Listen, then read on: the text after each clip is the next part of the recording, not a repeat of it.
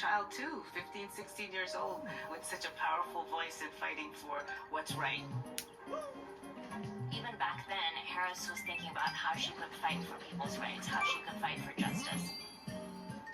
Her career today goes back to sort of this moment that she had with her very close friend in Canada.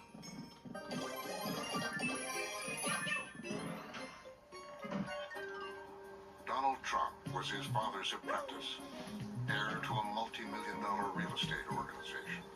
They had a vast empire in Queens and Brooklyn of residences and rental apartments. I mean, it was really quite an establishment. Early on, there was a crisis. There came a day in 1973 when the federal government sued Donald and Fred by name and their company for racial bias. This was one of the greatest racial bias cases of its time. This was a particularly egregious case because the Trump organization had allegedly put large C's to connote people of color who were applying for apartments. The government had him nailed.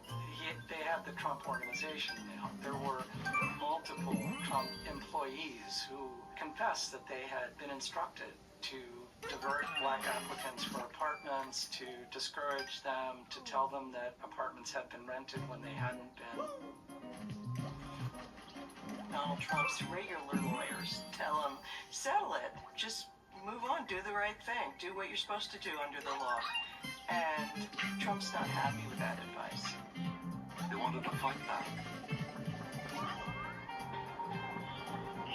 He went looking for a new lawyer in Manhattan.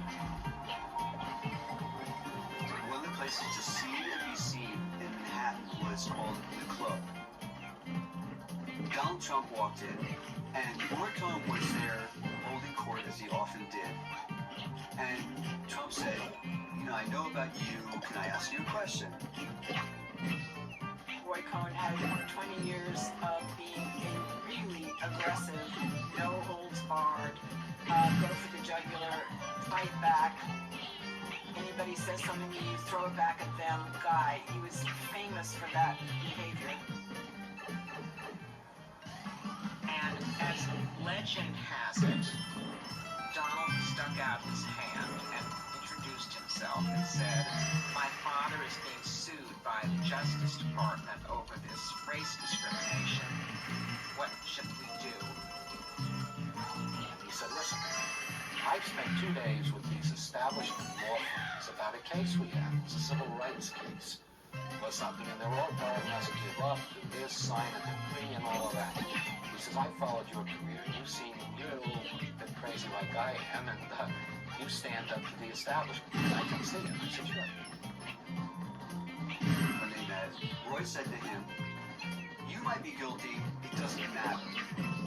Go after the Justice Department. Don't ever admit guilt. Fight it. You'll kill them. Just deny everything and fight. And Trump was totally taken by that. He hired Roy Cohn as his lawyer. That was a defining moment for Donald Trump. Donald Trump was on the ropes. There's no doubt they discriminated. There's no doubt there was wrongdoing. And yet, Roy Cohn showed him that you could turn around the situation just by ignoring the facts and going after your attacker. Trump countersued the Justice Department for $100 million. I have never, nor has anyone in our organization ever, to the best of my knowledge, discriminated or shown bias in renting our apartments. This is a classic example of where Trump begins to demonstrate something he talks about all the time today, which is he's a counterpuncher. So somebody comes out after him and says that he's done something nefarious and horrible, and he just goes back at them with all guns blazing. Boom, boom, boom. And admits nothing, never admit anything, never say you made a mistake, just keep coming. His countersuit didn't work, and in fact, he did end up quietly settling out of court. But Roy went on the offensive and said, this is a victory. Trump was vindicated. He knew before anybody else did that the court of public opinion is often more important than a court of law. The lesson from Roy Cohn was don't go the way the establishment does. Don't play by the rules. Donald Trump learned a lot of things from Roy Cohn, but I think you could kind of sum it up by saying that bullying works really well. If you punch back, most people withdraw and just look at what you can get away with. For Donald Trump, Roy Cohn's playbook would become a guide to life, business, and politics. A witch hunt, a horrible, horrible, disgusting witch hunt. I did nothing wrong. We'd have a system that was rigged and disgusting. I did nothing wrong.